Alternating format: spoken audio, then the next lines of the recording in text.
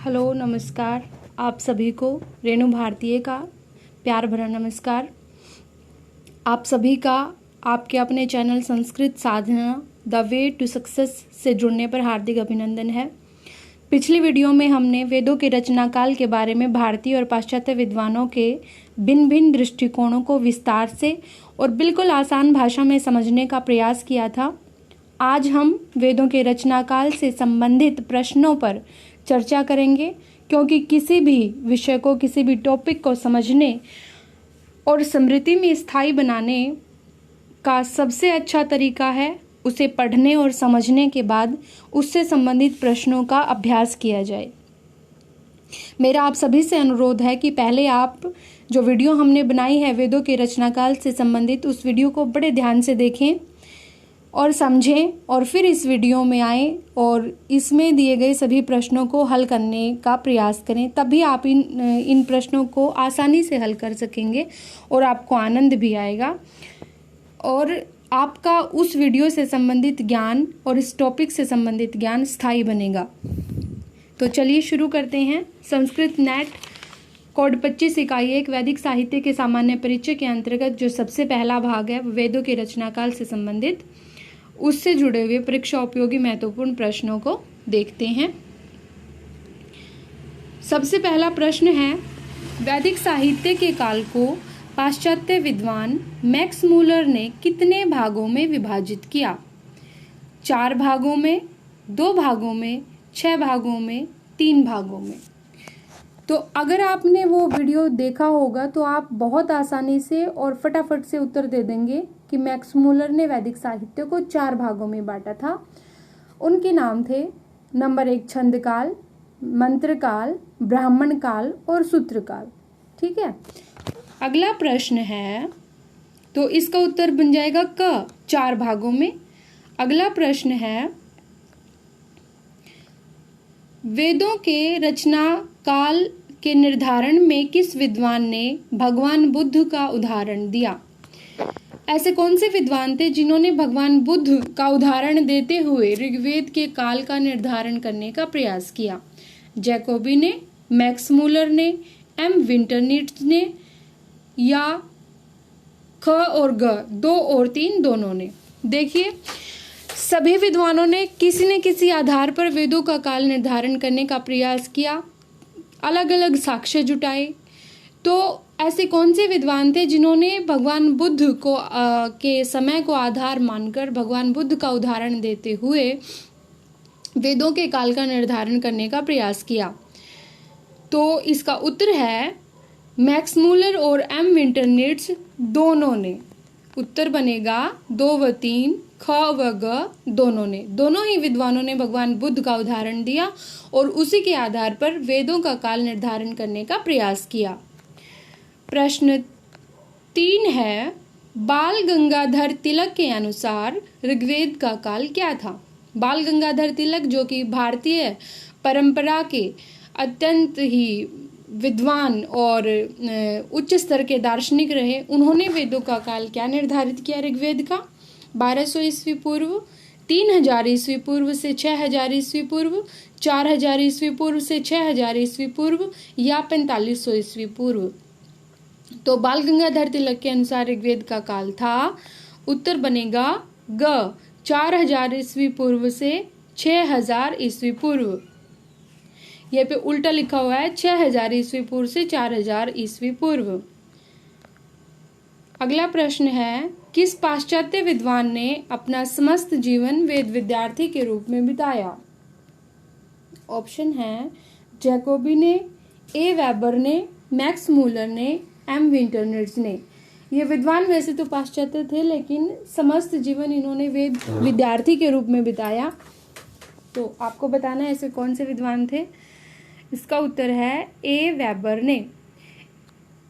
ए weber जी ने पूरा जीवन वेदों का अध्ययन किया और जब वेद काल निर्धारण की बात जहाँ पर आती है तो इन्होंने कहा कि वेदों का काल निर्धारण करना हमारे बस की बात नहीं, क्योंकि वेदों का निर्माण जिस काल में हुआ वहाँ तक पहुँचने के लिए हमारे पास उपयुक्त साधन ही नहीं है।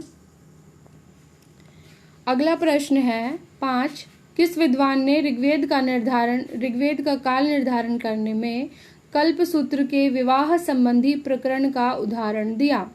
तिलक ने, जैकोबी ने, ए वेबर ने या अविनाश चंद्र दास ने? ऐसे कौन से विद्वान थे जिन्होंने कल्पसूत्र से विवाह संबंधी प्रकरण का उदाहरण देते हुए वेदों का काल निर्धारण करने का प्रयास किया? हमने पढ़ा था कि जैकोबी जी ने, जो जर्मन विद्वान थे, उन्होंने कल्पसूत्र के अंतर्गत आने वाले विवाह प्रकरण से एक पंक्ति का उदाहरण देते हुए कहा था, ध्रुव एव स्थिराभव, अर्थात ध्रुव तारा उस समय पर अधिक चमकीला था, ध्रुव नक्षत्र अत्यंत चमकीला था, स्थिर था। इन्होंने कहा था कि यह स्थिति लगभग 2500 ईस्वी पूर्व थी, 2500 ईस्वी पूर्व के आसपास थी। तो अगर ब्राह्मण ग्रंथों का रचना काल हम 2700 ईस्वी पूर्व माने तो ऋग्वेद का रचना काल उससे भी बहुत पहले का मानना चाहिए। अंत में इन्होंने ऋग्वेद का रचना काल 4500 ईस्वी स्वीकार किया था। तो इसका उत्तर बनेगा ख, जैकोबी जी ने। अगला प्रश्न है, किस विद्वान ने वेदों का काल निर्धारण करने में सभी ज्योतिष आधारित मतों की आलोचना की? ऑप्शंस हैं, अविनाश चंद्र दास ने, दयानंद सरस्वती जी ने, मैक्स मूलर ने या एम विंटर निट्ज ने? तो जब अलग अलग विद्वान अलग अलग आधार पर वेदों का काल निर्धारण करने का प्रयास कर रहे थे, एक विद्वान थे जिन्होंने कहा कि जितने भी ज्योतिष आधारित मत हैं वो सही नहीं हैं। उन्होंने ज्योतिष आधारित जितने भी मत थे उन सब की आलोचना की, उन सबको गलत बताया। आपको बताना है कि वो कौन से विद्वान थे। उत्तर है एम विंटर निट्ज ने। एम विंटर निट्ज ने ज्योतिष आधारित मतों की आलोचना करते हुए उनको गलत बताते हुए कहा था कि ये सब गलत है और इन्होंने पुरातत्व विज्ञान को अपनी गणना का आधार बनाया था। ठीक है, अगला प्रश्न है, तिलक द्वारा दिए गए काल विभाजन का सही क्रम क्या है? बाल गंगाधर तिलक ने भी वैदिक साहित्य के काल को 4 भागों में बांटा था। यहाँ पर पूछा गया है कि उन्होंने जो विभाजन किया था उसका सही क्रम क्या है? सबसे पहले मृगशिरा काल, उसके बाद कृतिका काल, उसके बाद अंतिम काल, फिर अदिति काल। ऑप्शन ख है, सबसे पहले अदिति काल, फिर कृतिका काल, फिर मृगशिरा काल, फिर अंतिम काल। ऑप्शन ग है, सबसे पहले अदिति काल, फिर मृगशिरा काल, फिर कृतिका काल, फिर अंतिम काल। और घ है, अदिति काल, अंतिम काल, मृगशिरा काल और कृतिका काल। इस तरह के प्रश्नों में अगर नहीं पढ़ा हुआ तो हम अंदाजा लगाना हमारे लिए मुश्किल हो जाता है। इसका सही उत्तर है ग, सबसे पहले अदिति काल, उसके बाद मृगशिरा काल, फिर कृतिका काल और फिर अंतिम काल। अगला प्रश्न है, वेद काल निर्णय पुस्तक के लेखक कौन हैं? ये जो वेद काल निर्णय पुस्तक है ये किसने लिखी है? ऑप्शंस हैं, क शंकर बालकृष्ण दीक्षित ने, ख पंडित दीनानाथ शास्त्री जी ने, ग मैक्स मूलर ने और घ अविनाश चंद्र दास जी ने। वेदों का काल निर्धारण करते समय वेद कालों के निर्णय पर पूरी एक पुस्तक लिख दी थी एक विद्वान ने। आपको बताना है कि ये पुस्तक किसने लिखी। इसका सही उत्तर है पंडित दीनानाथ शास्त्री जी ने। पंडित दीनानाथ शास्त्री जी की पुस्तक है वेद काल निर्णय। अगला प्रश्न है, अविनाश चंद्र दास ने किस आधार पर काल निर्धारण किया? अविनाश चंद्र दास ये एक भारतीय विद्वान हुए हैं, भारतीय दार्शनिक हुए हैं। इन्होंने किस आधार पर ऋग्वेद का काल निर्धारण करने का प्रयास किया? ऑप्शंस हैं, क भूगर्भ शास्त्रीय अध्ययन के आधार पर, ख ज्योतिष के आधार पर, ग नक्षत्र गणना के आधार पर और घ है पुरातत्व विज्ञान के आधार पर। इसका सही उत्तर है भूगर्भ शास्त्रीय अध्ययन के आधार पर। भूगर्भ शास्त्रीय मतलब भूगर्भ यानी कि पृथ्वी के आभ्यंतर संरचना में जो परिवर्तन आते रहते हैं और उसी के परिणाम स्वरूप जो बाहरी सतह पर भी परिवर्तन आते हैं उनसे संबंधित, जैसे कहीं पर पर्वतों का निर्माण हो जाता है, कहीं पर नदियां बन जाती हैं, कई नदियां विलुप्त हो जाती हैं, इस तरह के जो जिन तत्वों का भूगर्भ से संबंधित जिन तत्वों का ऋग्वेद में उल्लेख हुआ था, उनको आधार मानकर अविनाश चंद्र दास जी ने ऋग्वेद का काल निर्धारित करने का प्रयास किया। इस विषय में हमने पहली वीडियो में बहुत विस्तार से चर्चा की थी। प्रश्न 10, रामगोपाल भंडारकर जी के अनुसार यजुर्वेद के 40वें अध्याय के अंतर्गत असूर्या लोक शब्द किसके लिए आया है? असीरिया के लिए आया है, पुर्तगाल के लिए, मलेच्छ के लिए या यवन के लिए? रामगोपाल भंडारकर जी ने यजुर्वेद के 40वें अध्याय के अंतर्गत असूर्या लोक जो शब्द आया है उसको आधार मानकर ऋग्वेद का काल निर्धारित करने का प्रयास किया। इन्होंने कहा कि जो असूर्या शब्द है वो वास्तव में असीरिया के लिए प्रयुक्त हुआ है और असीरिया वर्तमान में मेसोपोटामिया है, और ये जो असीरियन थे ये लगभग 2500 वर्ष पहले भारत में आए थे।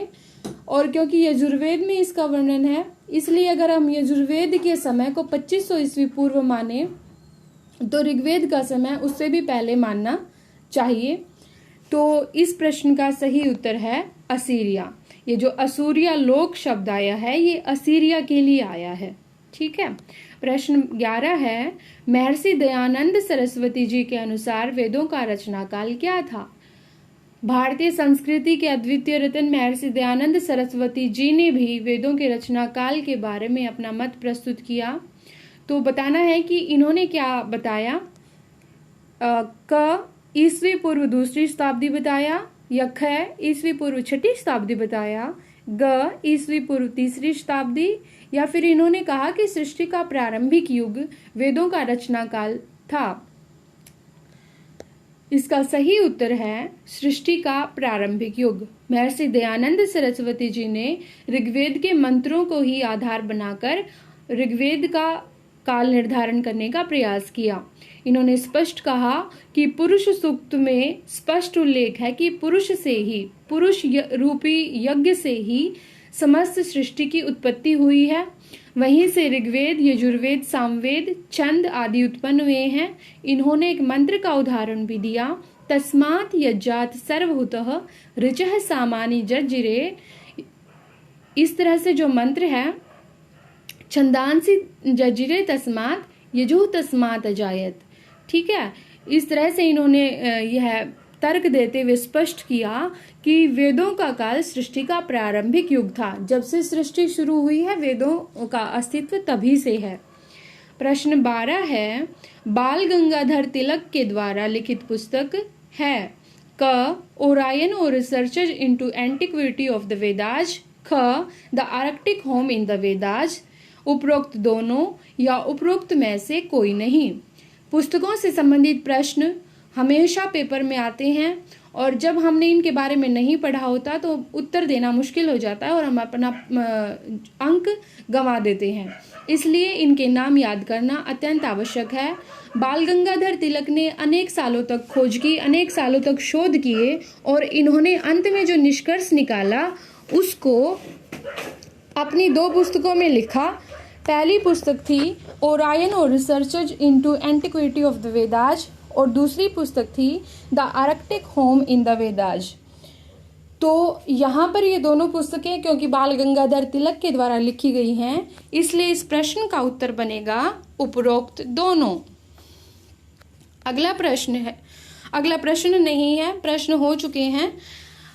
अगले पेज पर मैंने प्रमुख विद्वानों जो प्रमुख विद्वान थे उन्होंने जो समय माना वो मैंने एक जगह पर लिखकर बताने का प्रयास किया है ताकि आप अंत में आकर पूरा एकदम से रिवाइज हो जाए। ठीक है। मैक्स मूलर ने 1200 ईस्वी पूर्व माना, जैकोबी ने 4500 ईस्वी पूर्व, एम विंटरनिट्ज ने 25,000 आएगा यहाँ पर, 25,000 से 50,000 वर्ष पूर्व। बाल गंगाधर तिलक जी ने 6,000 ईस्वी पूर्व से 4,000 ईस्वी पूर्व। देखिए मैंने कहा था वहां पे उल्टा लिखा हुआ है गलती से, 6,000 ईस्वी पूर्व से 4,000 ईस्वी पूर्व।